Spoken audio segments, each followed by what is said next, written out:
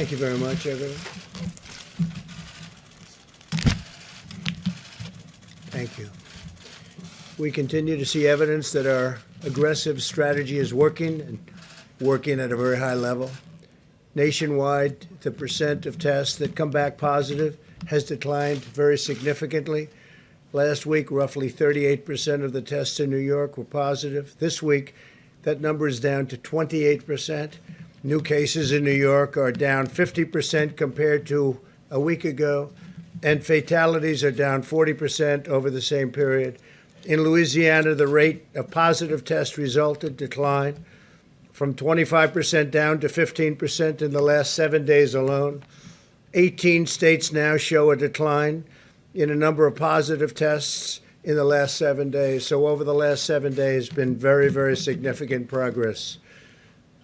Half of all Americans live in states that have now taken steps to open their economies. Just yesterday, Governors Gavin Newsom, California, Tim Walz of Minnesota, and Bill Lee of Tennessee announced additional plans to restart certain sectors. We ask every American to maintain vigilance and hygiene, social distancing, and voluntary use of face coverings. We're opening our country. It's very exciting to see. We have a lot of talent involved, from governors down to people that just stand there and help you with the doors. There's been tremendous talent involved and tremendous spirit from our country. The country is a great place, and it's going to be greater than ever before. I really believe that. I think there's going to be a tremendous upward shift. I spoke with Tim Cook today of Apple, and they have a good sense of the market, and he feels it's going to be a V. The V is sharply upward later on as we actually get it fully open. Today, I signed the Paycheck Protection Program and Healthcare Enhancement Act, providing $320 billion to keep American workers on the payroll. $30 billion of the Paycheck Protection funds will be reserved for small financial institutions, including those that serve minority and distressed communities, extending vital relief to thousands of African American and Hispanic American small business owners and their employees. The bill also delivers $75 billion for hospitals, so badly needed for hospitals. They've taken a very big hit. And medical providers in areas less affected by the virus. Hospitals and doctors should work with their state and local health officials on ways to safely resume elective medical treatments and care. Under the CARES Act, we're sending direct payments to millions of American workers. More than 80 million Americans have already received their payment, $3,400 for a typical family of four. $3,400. That's great. And you deserve it. The CARES Act requires that the federal government send out a notice of what benefits Americans are receiving. To fulfill the requirement, the Treasury Department is mailing a letter to me. It will include the amount, their economic impact payment, how it will arrive, direct deposit, check, or prepaid debit card, as well as a message to the nation letting each American know that we are getting through this challenge together as one American family. And that's what's been happening. The whole world is watching us. You have 184 countries out there that have been hit, and now it's probably higher than that. But they're all watching us. They're all watching, and they're calling, and they respect what we're doing so much. I spoke with the leaders of numerous countries today. They're asking if we can send them ventilators, and I'm agreeing to do it. We have tremendous capacity, now overcapacity of ventilators. We're filling up stockpiles for our states and for ourselves. Federal government has over 10,000 ventilators, and we could have a lot more if we wanted to do that, but we're helping Mexico, Honduras, Indonesia, France. We're sending to France. We're sending to Spain. We're sending to Italy. And we'll probably be sending to Germany should they need them. Over the last 3 years, we built the strongest economy and the most successful country the world has ever seen. Greatest economy the world has ever seen. Nobody's ever done anything like what we were able to do. And we will rebuild that economy. Our economy in the not too distant future, I really believe, with all that we've learned and all that we've done, will be just as strong and maybe stronger than ever before. even stronger than it was just 2 months ago. Some interesting note is that the FDA approved the first at-home COVID-19 test kit, just got approved, and Dr. Stephen, where is Stephen? Stephen Hahn, Stephen, is going to say a couple of words about that and some other things. I want to thank Stephen. The FDA has been incredible. They've been approving not only this, but they've been approving many things at a pace that's never happened before. And they're being very safe about it, as Stephen told me. He's told me very strongly. But at the same time, they're approving things at record numbers at a record rate, and it's really been helpful. Many tests are going on, many vaccine tests, and tests of every different kind. And things are happening, just like this event, things are happening very rapidly, and I'd like to have Stephen tell you a little bit about it. Thank you very much, Steve. Thank you, Mr. President. I appreciate the opportunity to tell you about what's happening at the FDA. We have a team of more than 18,000 employees, including 10,000 scientists, doctors, pharmacists, and nurses. And they've been working around the clock because, as you probably know, many of the medical products that are being used for the COVID-19 outbreak are, in fact, regulated by FDA. The staff have been hard at work authorizing tests and other medical products. As part of these efforts to support diagnostic test development during this global pandemic, the President has asked us, and under his leadership, to actually cut down as many barriers as we possibly could to get medical products into the medical community, and we have done that, of course, recognizing the urgency of the situation. I do want to emphasize what the President said, that is that we are very much paying attention to safety and with respect to test validity and reliability of those tests. And I think it's really important to understand how far we've come in just a few short months. The academic community, which I come from, the private sector, the government, we've come together to develop diagnostics for a completely new infectious disease. And it's really important. We've heard from many test developers, both in academia and in the manufacturing world. This normally takes years to develop. You've heard Dr. Birx talk about the fact that HIV tests have taken many, many years to develop.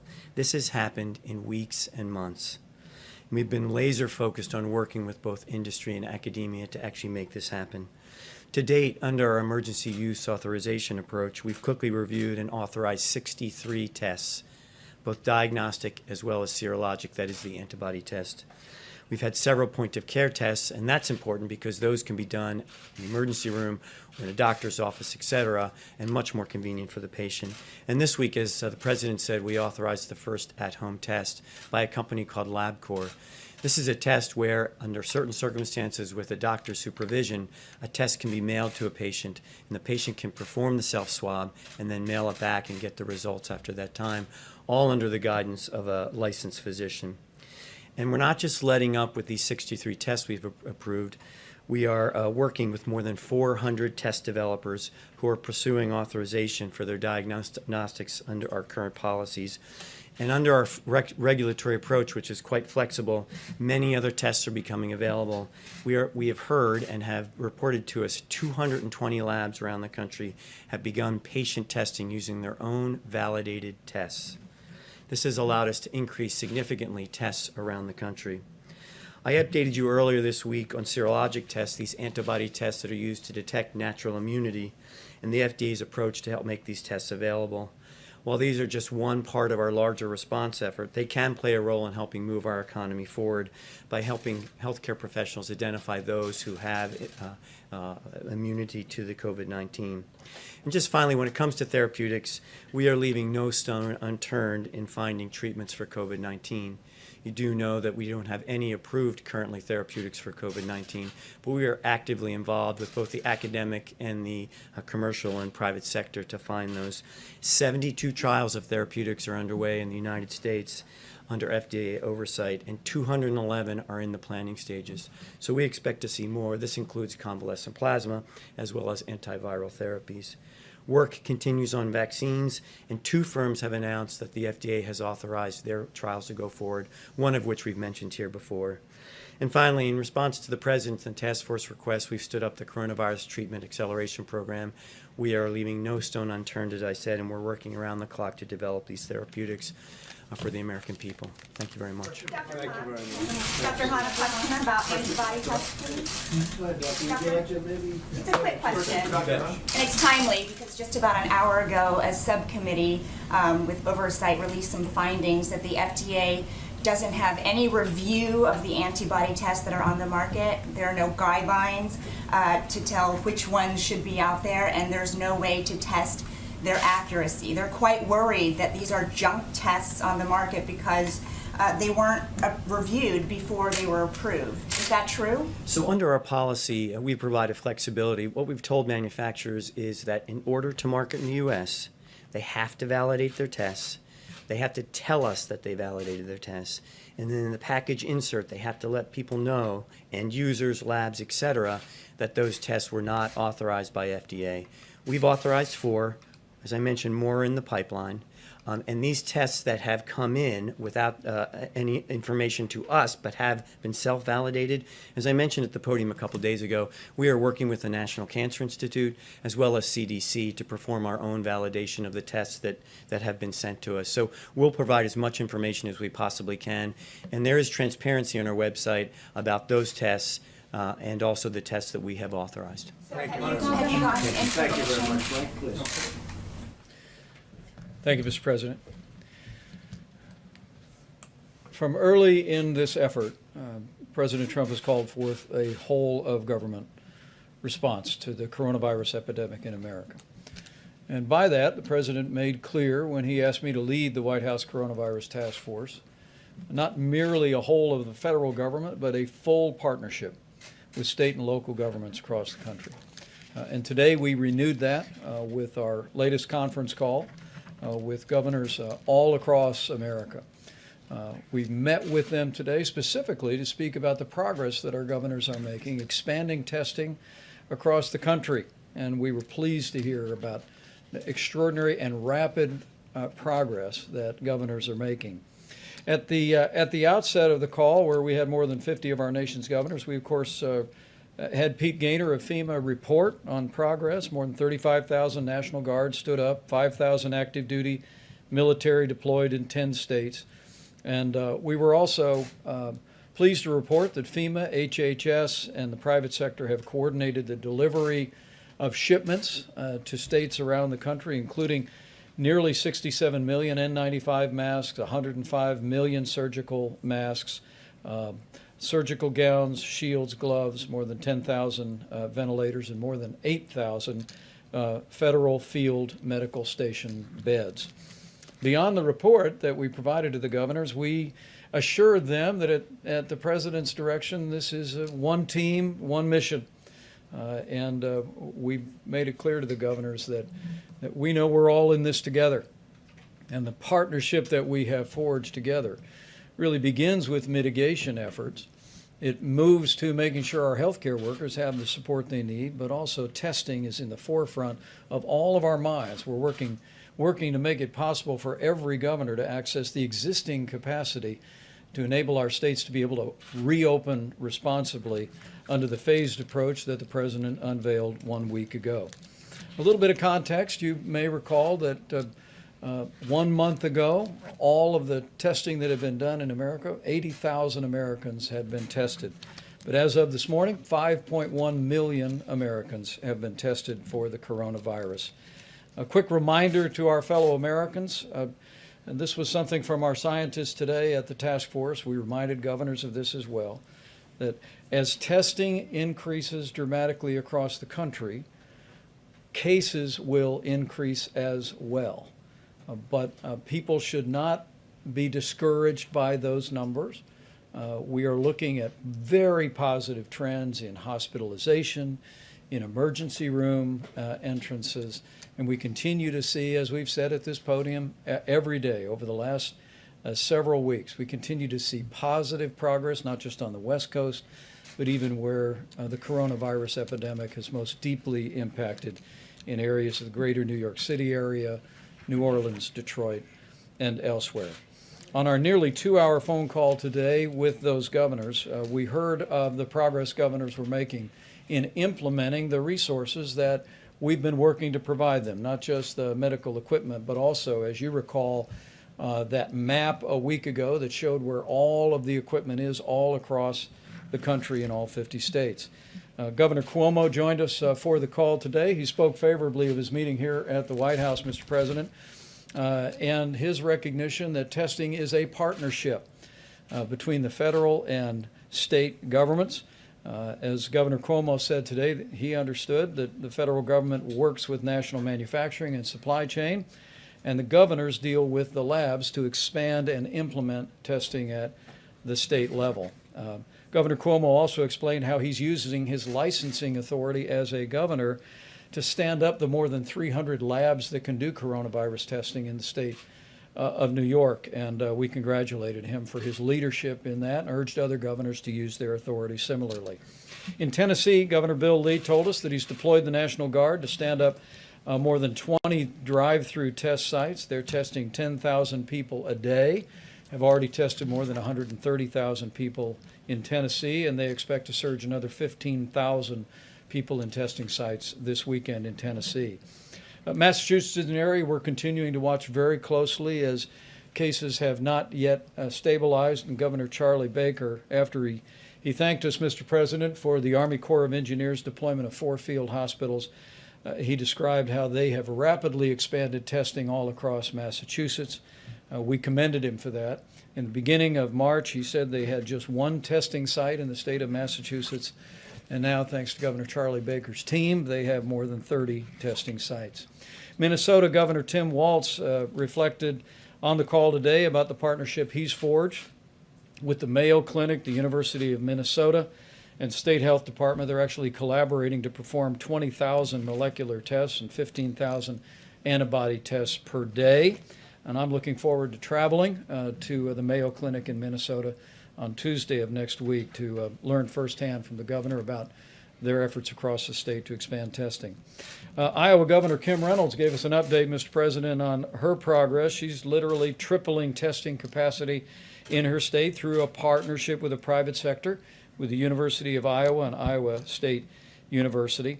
She also launched the testiowa.com website, which actually creates an access point for people to fill out a questionnaire about whether or not their symptoms or circumstances would justify a test. She said in the first 72 hours, 150,000 people went to the test site to receive an assessment, and Iowa is now testing 4,500 people a day in their state. In Indiana, I spoke also today with Governor Eric Holcomb. They've tested 72,000 Hoosiers to date.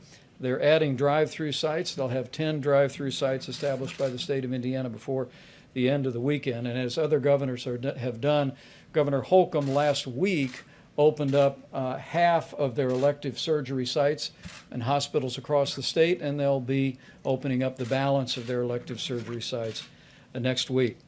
In Maryland, another area that we're watching very closely, Governor Larry Hogan expressed appreciation for federal support as he's continuing to scale testing. He had been in touch with the National Institute of Health, which is opening up its laboratories for Maryland to do testing, and we were also able to confirm to him that Walter Reed Hospital's laboratory capacity is available to Maryland. And in Utah, Mr. President, Governor Gary Herbert told us that he actually diverted 1,200 state employees to do contact tracing in their state. In the last 36 hours, 23,000 residents have also signed up for what they're calling their Healthy Together app. And they have 50 different testing locations across Utah and have tested 82,000 people in the state already. Other state examples, Mr. President, were just as inspiring. Governor Phil Murphy of New Jersey has forged a partnership with Rutgers University, working closely with the FDA. They've authorized a saliva-based test that is being deployed just at that site that's expanding their ability to track what continues to be a very challenging environment in New Jersey. And Governor Mike Parsons of Missouri, Mr. President, also told us how they'd worked with Google Marketplace to create an online portal for more than 200 companies in Missouri who have repurposed their manufacturing lines to create medical supplies to meet their need within the state. And in Connecticut, Governor Ned Lamont spoke about positive trend lines in Connecticut, which has been really at the center of the outbreak in the greater New York area. But he also said they were hoping to double testing over the next week. Mr. President, that's just a sampling of what we heard today. And I know it's an encouragement to you, and I trust it's an encouragement to people all across the country, that at your direction we are implementing a testing strategy that is supported at the federal level, but it is deployed and managed at the state level. And we want to express our appreciation to every governor across the country that are standing up all of those labs that are available, that are working with us and our supply chain personnel to make sure that the reagents and the swabs and the equipment is there to be able to process the tests. And we're going to continue to increase testing dramatically in the weeks ahead. So we want to thank our governors for the progress that we're making on testing and for their role in urging their citizens to practice the kind of mitigation and social distancing efforts that are really making real progress. We're one team, one mission, that's to save lives. And because of all the efforts that have been made at the state level, and the strong guidance that's come from the federal level, because of the amazing healthcare workers across this country and our first responders, but mostly, I believe, because of the cooperation of millions of Americans who've put the guidance into practice.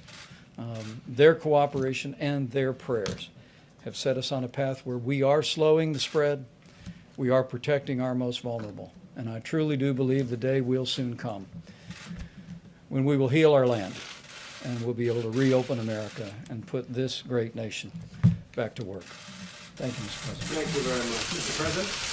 Mr. President, now the time for sarcasm.